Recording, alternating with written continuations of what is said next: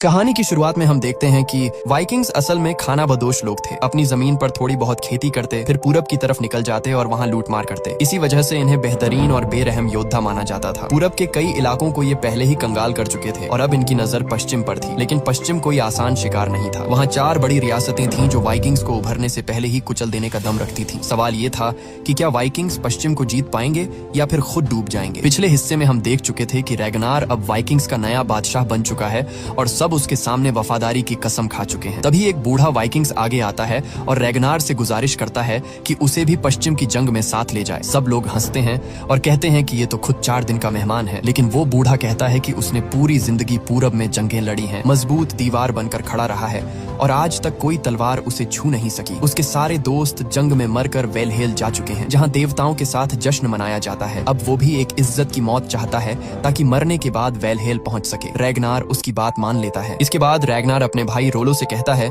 कि तुम्हें वफादारी की कसम लेने की जरूरत नहीं, तुम पहले ही खुद को साबित कर चुके हो। रात को उसका बेटा बियों कहता है कि इस बार वो भी पश्चिम जाना चाहता है क्योंकि अब वो बड़ा हो चुका है। रैगनार उसे मना कर देता है और कहता है कि तुम यहीं रहकर परिवार का ख्याल रखोगे। फिर वो सबको हुक्म देता है कि तैयार हो जाओ, इस बार हम पूरी ताकत के साथ पश्चिम जाएंगे। कुछ ही समय बाद हम देखते हैं कि बड़ी बड़ी नावों में वाइकिंग्स पश्चिम की तरफ निकल पड़ते हैं। लंबा समुद्री सफर तय करने के बाद वे इस बार पहले से भी आगे तक पहुंच जाते हैं। उधर पश्चिम में सेनापति आकर राजा बादशाह एले को खबर देता है कि वही लुटेरे फिर से आ रहे हैं जिन्होंने पिछली बार गिरजाघरों में कत्लेआम मचाया था। बादशाह एले गुस्से में अपने उस पुराने सेनापति को सजा देता है जो पिछली बार डर कर भाग गया था और उसे सांपों के गड्ढे में डलवा कर मरवा देता है। इसके बाद वो अपने भाई एथलवॉल्फ को बुलवाता है और कहता है कि सेना तैयार है, बस तुम्हारे जैसे सेनापति की कमी थी। एथलवॉल्फ कहता है कि वो अपनी सरजमी के लिए जान देने को भी तैयार है और इस बार वाइकिंग्स बच नहीं पाएंगे। इधर वाइकिंग्स सीधे हमला करने के बजाय राज्य से थोड़ा बाहर रुककर डेरा डाल लेते हैं। कुछ ही देर में एथलवॉल्फ अपनी टुकड़ी के साथ वहां पहुंचता है और अपने सिपाहियों से कहता है